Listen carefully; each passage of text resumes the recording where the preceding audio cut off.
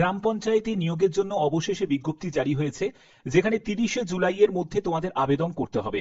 যোগ্যতা যেটি প্রয়োজন সেটা হলো উচ্চ মাধ্যমিক পাস। আজ থেকে তোমাদের ফর্ম ফিল আপ শুরু হয়েছে। কিভাবে তোমরা ফর্ম ফিল আপ করবে সেটাও আমি স্টেপ বাই স্টেপ এই ভিডিওর মাধ্যমে দেখাবো, যেখানে ছেলে মেয়ে উভয় প্রার্থীরাই আবেদন করতে পারো। আর সব থেকে গুরুত্বপূর্ণ বিষয়, খুব তাড়াতাড়ি কিন্তু এখানে সিলেকশন করানো হচ্ছে, যেখানে সিলেক্টেড ক্যান্ডিডেটদের লিস্ট প্রকাশিত হয়ে যাবে 6ই আগস্টে। তোমরা 30শে জুলাইয়ে তোমাদের আবেদনের শেষ তারিখ, আর 6ই আগস্ট লিস্ট প্রকাশিত হয়ে যাবে। অর্থাৎ বুঝতে পারছো, প্রথম যে স্ক্রুটিনি প্রসেস সেটা কমপ্লিট হয়ে যাবে 6ই আগস্টে। ওকে, তো চলো মূল পিডিএফ এ চলে যাচ্ছি। প্রত্যেকটি তথ্য খুঁটিনাটি এই ভিডিওর মাধ্যমে তুলে ধরছি। তো দেখতে পাচ্ছ আমি পিডিএফটা ওপেন করে নিয়েছি। এখানে দেখো যোগ্যতা তোমাদের হায়ার সেকেন্ডারি পাস, অর্থাৎ উচ্চ মাধ্যমিক যদি পাস করে থাকো তাহলে তোমরা প্রত্যেকে আবেদন করতে পারবে। এবং হচ্ছে যে তোমার যদি হায়ার কোয়ালিফিকেশন থাকে, মানে গ্র্যাজুয়েশন বা পোস্ট গ্র্যাজুয়েশন যদি করা থাকে, তাহলেও তোমাদের অগ্রাধিকার দেওয়া হবে।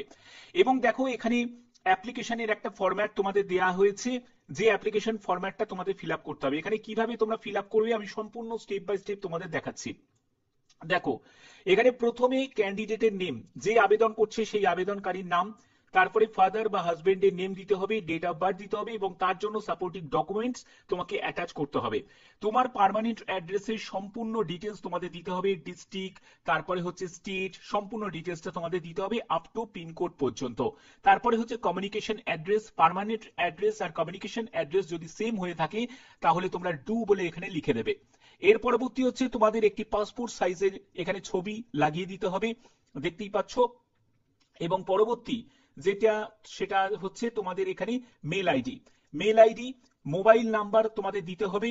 তারপরে হচ্ছে তোমাদের যোগ্যতা উচ্চ মাধ্যমিক থেকে শুরু করতে হবে, যেহেতু তোমাদের এখানে উচ্চ মাধ্যমিক যোগ্যতা প্রয়োজন, তো সেক্ষেত্রে উচ্চ মাধ্যমিক যোগ্যতা থেকে শুরু করতে পারো।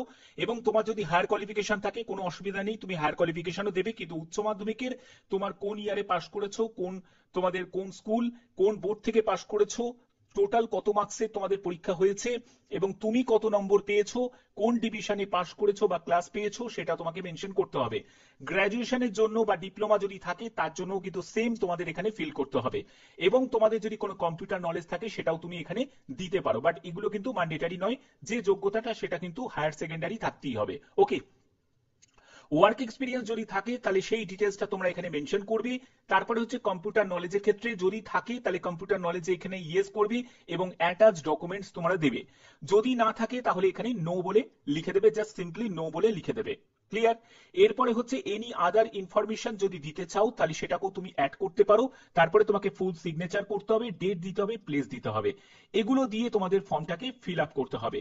আশা করছি তোমরা প্রত্যেকটা তথ্য তোমাদের কাছে বুঝাতে পারলাম। এবার দেখো তোমাদের আবেদন আবেদন তোমাদের 17ই জুলাই থেকে আবেদন শুরু হয়েছে, 30শে জুলাই পর্যন্ত তোমরা আবেদন করতে পারছো। অফলাইন মোডেই তোমাদের যেহেতু আবেদন হচ্ছে, তো এখানে ফর্ম স্ক্রুটিনি করে তারা কিন্তু লিস্ট প্রকাশিত করে দেবে 6ই আগস্টের মধ্যে। এবং এখানে দেখো 30শে জুলাই হচ্ছে আবেদনের শেষ তারিখ। এবং তোমাদের এখানে কিভাবে সিলেকশন করা হবে, কি বৃত্তান্ত, সেগুলো কিন্তু দেয়া হয়েছে, এবং কি কি কারণে রিজেক্ট হয়ে যাবে সেটাও কিন্তু তোমাদের অবশ্যই জানাটা দরকার। দেখো তোমরা যদি একাধিকবার আবেদন করো, তারপরে হচ্ছে তুমি যদি যে ফটো, ডেট অফ বার্থ এগুলো যদি ঠিকঠাক করে যদি মেনশন না করো, তাহলে সেক্ষেত্রে রিজেক্ট হয়ে যাবে। যখন তুমি অরিজিনাল ডকুমেন্টস নিয়ে যাবে, মানে যখন তোমাদের ইন্টারভিউ হবে তখন তো ডিভিও হয়ে যাবে, তখন যদি অরিজিনাল ডকুমেন্টের সাথে তোমাদের যদি এই যে যে তুমি জেরক্স গুলো দিচ্ছ সে সঙ্গে যদি কোনো মিল না পায় তাহলে রিজেক্ট হয়ে যাবে। ঠিক আছে? তারপরে হচ্ছে লাস্ট ডেটের পরে যদি তুমি সাবমিট করো তাহলেও তোমাদের রিজেক্ট হয়ে যাবে। তো এইসব তোমাদের ব্যাপার কিন্তু এখানে দেয়া আছে। সিলেকশন প্রসেসটা তোমাদের বলে রাখি।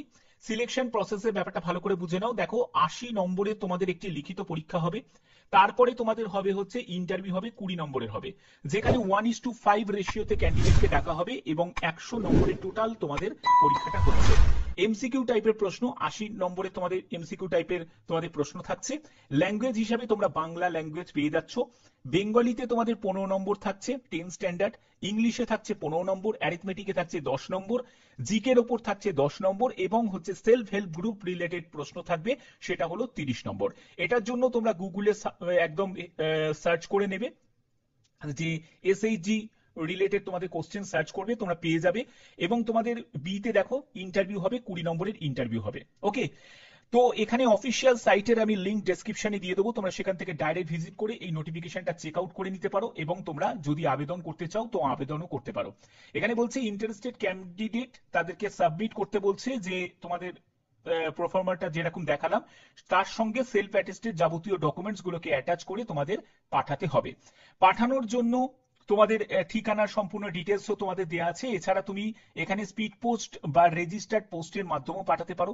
কোথায় পাঠাবে সেই ঠিকানাটা দেখো, এখানে prescribe format drop box kept রাখা থাকবে, যেটা হলো তোমাদের ডিডিএমইউ, হ্যাঁ, সেটা হচ্ছে আনন্দধারা অফিস, ঝাড়গ্রাম ডিস্ট্রিক্ট। এইখানে তোমাদের পাঠাতে হবে 30শে জুলাইয়ের মধ্যে সকাল 11টা থেকে বিকেল 5:30টার মধ্যে তোমাদের পাঠাতে হবে। স্পিড পোস্ট বা রেজিস্টার্ড পোস্টের মাধ্যমেও পাঠানো যাবে। এছাড়া তোমাদের যদি কোনো কোয়ারিজ থাকে তাহলে অবশ্যই তোমরা এখানে মেলও করতে পারো, এখানে মেল আইডি দেওয়া আছে। ঠিক আছে, এখানে তোমাদের এলিজিবিলিটি ক্রাইটেরিয়ার সাথে তোমাদের যেটা প্রয়োজন সেটা হলো 25 থেকে 55 বছরের মধ্যে তোমার বয়স হতে হবে। আচ্ছা, এবার দেখে নাও যে তোমাদের এখানে রেমুনারেশন বা বেতন তোমাদের কত টাকা থাকবে। এখানে 600 টাকা করে তোমরা পার ডে পাবে। 26 দিন কাজ হবে, মাসে 26 দিন। ঠিক আছে, যেহেতু সানডে করে তোমাদের ছুটি থাকছে তো মাসে তোমাদের 26 দিন কাজ হবে। তো সেক্ষেত্রে এখানে 26 দিয়ে গুণ করলে 15,600 টাকা করে তোমাদের মান্থলি তোমাদের একটা ইনকাম থাকছে। ওকে, তো এখানে আর কি কি বলা হচ্ছে বাদ বাকি তোমাদের সব কটা জায়গায় আমি ক্লিয়ার করে দিয়েছি। এবং শর্টলিস্টেড ক্যান্ডিডেটদের যে তালিকা সেটা প্রকাশিত হবে 6ই আগস্ট, দেখতেই পাচ্ছ ওয়েডনেসডে। এবং তোমাদের রিটিন এক্সামিনেশন হবে 17ই আগস্টে, রিটিন এক্সাম হবে দুপুর 12টা থেকে 2টো পর্যন্ত তোমাদের থাকছে। ইন্টারভিউ তোমাদের পরবর্তী সময় জানানো হবে। এবং ঝাড়গ্রামের যে অফিসিয়াল ওয়েবসাইট সেই লিংক আমি ডেসক্রিপশনে দিয়ে দেবো, তোমরা সেখান থেকে একবার চেক আউট করে নেবে। এই হচ্ছে তোমাদের সম্পূর্ণ ডিটেলসটা। এবং তোমাদের যা যা ডকুমেন্টস আছে সেই ডকুমেন্টস গুলোকে অবশ্যই তোমাদের রেডি রাখতে হবে যদি তোমরা আবেদন করতে চাও। আনন্দধারা প্রকল্পের তরফ থেকে এই বিজ্ঞপ্তি তোমাদের জারি হয়েছে, যেখানে সম্পূর্ণ পঞ্চায়েত লেভেলে এই নিয়োগটি করা হচ্ছে। কি কি ডকুমেন্টস নিড আছে আমি সেই জায়গাটা তোমাদের পরিষ্কার করে দিচ্ছি। ডেট অফ বার্থের সার্টিফিকেট লাগছে, অথবা তোমাদের 10th অ্যাডমিট কার্ড লাগছে। তোমার এডুকেশন কোয়ালিফিকেশন মানে উচ্চ মাধ্যমিক পাশের তোমাদের মার্কশিট আর সার্টিফিকেট, এই দুটোই কিন্তু তোমাদের প্রয়োজন হবে। তারপরে হচ্ছে তোমার কাস্ট, যে কাস্ট থেকে তুমি বিলং করছো সেই কাস্টের সার্টিফিকেট। গভর্নমেন্ট আইডি প্রুফ, সেটাও তোমাদের লাগছে। কম্পিউটার যদি সার্টিফিকেট থাকে তাহলে সেই কম্পিউটার সার্টিফিকেটের ডিটেলস। তো এই সব ডকুমেন্টস ছাড়া কিন্তু কোনো রকম ভাবে আবেদন করা যাবে না। আর ফটো তো অবশ্যই তোমাদের লাগবে। তো এই সব হচ্ছে তোমাদের ডকুমেন্টস লাগছে। আর সব থেকে গুরুত্বপূর্ণ বিষয়, এখানে কিন্তু কোনো আবেদন মূল্য লাগছে না, সম্পূর্ণ ফ্রি অফ কস্টে প্রত্যেকে আবেদন করতে পারো। ঠিক আছে, আর এখানে যারা স্পেশালি ঝাড়গ্রামের যারা ক্যান্ডিডেট আছো তারাই কিন্তু আবেদন করতে পারবে। কিন্তু অবশ্যই তোমরা কমেন্টে তোমার জেলার নাম অবশ্যই তোমরা জানিয়ে রাখবে, যাতে তোমাদের জেলাতেও যদি এরকম কোনো আপডেট আসে অবশ্যই তোমাদের কাছে জানিয়ে দিতে পারি। আশা করছি ভিডিওটা ভালো লেগেছে। এরকমই যদি গুরুত্বপূর্ণ আপডেট পেতে চাও অবশ্যই বলবো চ্যানেলটাকে সাবস্ক্রাইব করে এখনই বেল আইকনটাকে অল করে রাখো।